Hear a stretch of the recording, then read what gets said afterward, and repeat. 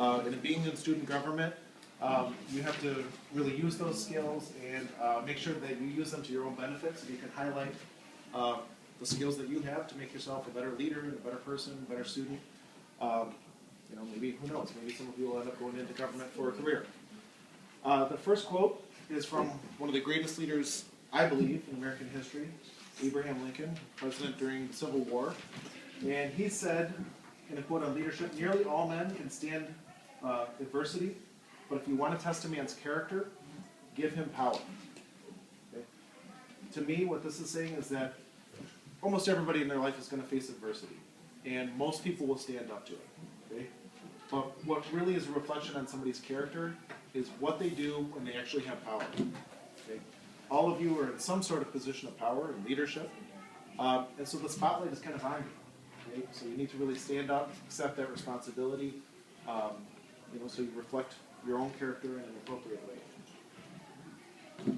The second quote, there were a couple of topics I want to talk about. First was leadership. Second, if you're a leader, if you're in government or student government, whatever the case may be, something that's important for me, not just being on the judicial committee, but just in general, is justice, the idea of justice. I was trying to think for each of these topics that I wanted to talk about, people that represented these values.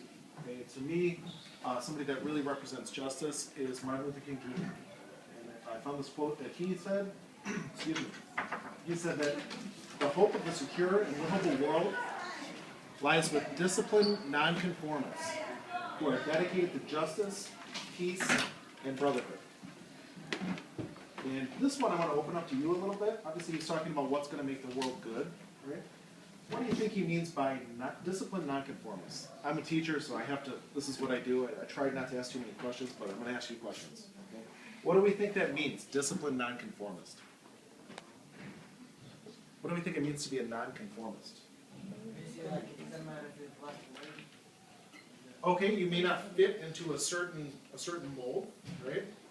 What does it mean to conform to something? Change. Adapt. To conform, actually, I think to conform actually it may mean to change, but to change like everybody else. Okay, so to be a nonconformist is to do something that's not necessarily what everybody else is doing. Okay, now that can be a good thing, or that can be a very bad thing, right? So the adjective that he adds to that is disciplined nonconformist. What I think what he's saying is you don't necessarily want to follow what everybody else is doing. You want to do your own thing with justice in mind, but you need to be disciplined about it. Okay? And in that case, if people act based on their own best judgment, being just to other people, then we can live in a world that's productive and good for everybody. Okay? So many good quotes to choose from when it comes to MLK. The third topic that I want to talk about that I think is an important idea is the idea of commitment. Leadership is great, justice is great, but when you're in the role of leadership like you guys are, it doesn't mean a whole lot if you're not truly committed to it. Okay? And I think we've seen that in the judicial committee, especially last year a little bit, right? Where some people, they may be good leaders and they may have a good sense of justice, but they just didn't necessarily commit to it in a complete way, right? So that's something that you're going to have to do this year in student government. But it's a value that you should learn and appreciate and utilize throughout your life. Okay?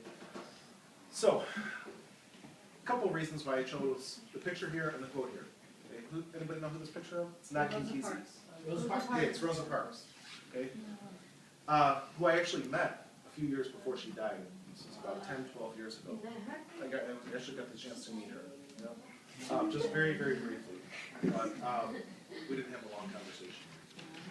But it was an honor to meet her. And I think that the reason I chose her for this value of commitment is because she did show commitment throughout her life. And I don't know if you know, she did move to Detroit, and that's how I got the chance to meet her eventually. She showed commitment throughout her life, but there's one moment, obviously, that she's known for, right? What moment is that? The bus. Yeah, the bus. Not giving up her seat on the bus, right? So she really showed one moment of commitment. Okay? Commitment can be a thing that lasts 10 seconds, or it can be something that lasts for your entire lifetime. Okay? But no matter what it is, you have to be committed. Okay? For you guys, you've made a commitment for this year for the legislative branch of government, and you need to really, live up to that commitment. It's not a popularity contest, there is some work to be done, all of you guys can do it, but you have to make that commitment to really be there and do what's expected of you. We're all gonna do that, right? Yeah. Okay, now, on to the quote. This is the only quote that the picture and the person who made the quote don't match. Anybody know who Ken Kesey is? Yeah. Good. We'll keep it that way. Okay?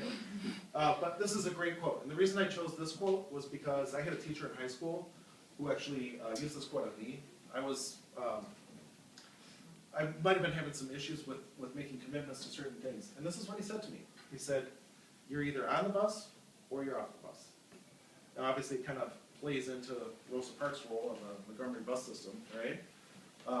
She made a commitment. She was on the bus, and she was going to stay on the bus, and she was not going to give up her seat, right? But to me, what this quote is saying is you have to make the decision. Either you're committed to something, or you're not. And if you're not, that's fine. You may get left behind, but that's the decision you made. But you really have to make a decision to be committed to something. So, I don't know, with that, welcome to all the new members of the legislative branch, and I hope you have a great year in student government, and hopefully you only see you in the classrooms, and not with the, yep.